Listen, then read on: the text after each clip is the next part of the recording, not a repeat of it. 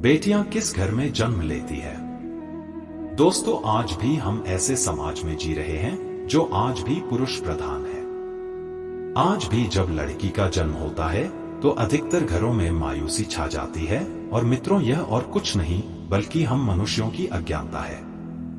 लड़की को पूछ समझते हैं, परंतु आपको जानकर हैरानी होगी, लड़की का जन्म हर किसी के घर में नहीं होता, बल्कि उसी के घर होता है जो भाग्यशाली होते हैं और अपने अपने पुण्य कर्म अर्जित किए होते हैं। और आज हम आपको यही बताने जा रहे हैं कि भगवान कैसे घरों को लड़की का जन्म देने के लिए चुनते हैं और वह कौन से पुण्य कर्म है जिसकी वजह से कोई भी इंसान बेटी का माँ बाप बनता है। वीडियो में आगे बढ़ने से पहले हमारे YouTube चैनल जीवन ज्ञान संगम को लाइक सब्सक्राइब करें और कमेंट में जय श्री कृष्णा लिख दे। आपका कल्याण ही कल्याण होगा। दोस्तों, एक भगवान श्री कृष्ण से अर्जुन पूछते हैं कि माधव, किन कर्मों के कारण किसी के घर पुत्री धन की प्राप्ति होती है, अर्थात कैसे घरों में बेटियों का जन्म होता है।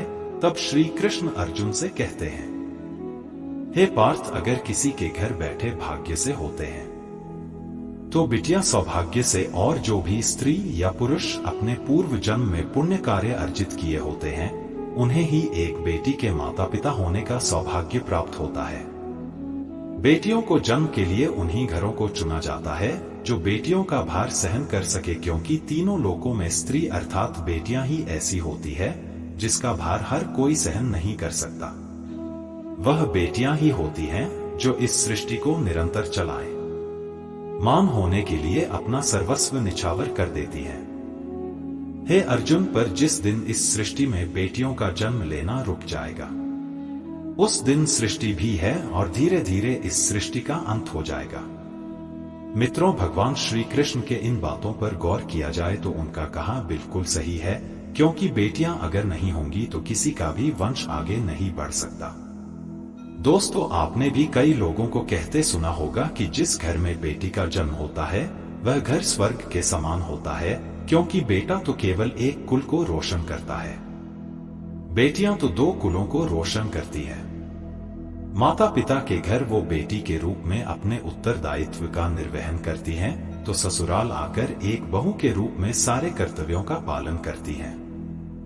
दोस्तों, आजकल आप सुनते ही हो, बेटियां बहू परिवार में किसी के मर जाने पर उसका वर्णन नहीं कर सकते।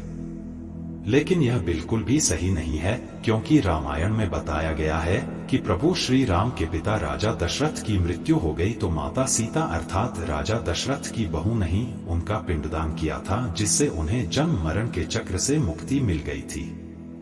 इतना ही नहीं, हिंदू धर्म शास्त्रों में बताया गया है कि बेटियां भी अपने पिता के नाम का पिंडदान कर सकती हैं।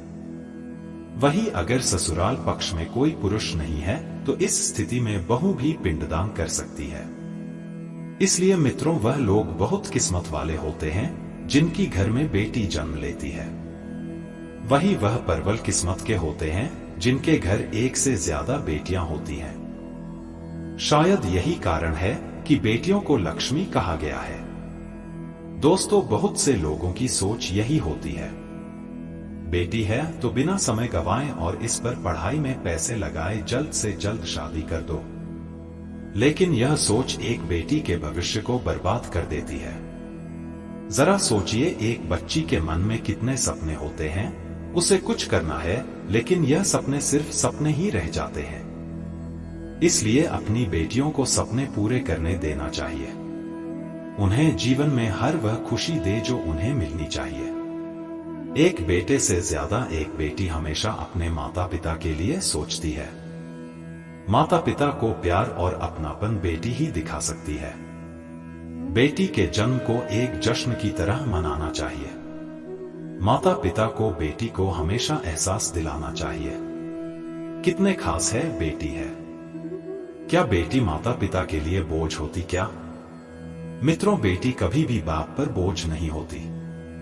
वह सिर्फ अपनी और अपने परिवार की किस्मत बनाने के लिए जन्म लेती है। एक कथा के अनुसार दो मित्र लंबे समय के बाद एक दूसरे से मिले। एक दोस्त ने दूसरे से उसका हाल पूछा तो जवाब में उसने कहा कि मेरे हाल तो एकदम बढ़िया है, और हो भी क्यों ना, मेरे दो बेटे जो है तभी वह अपने दोस्त से पूछता कि तेरे घर में कितने बच्चे हैं।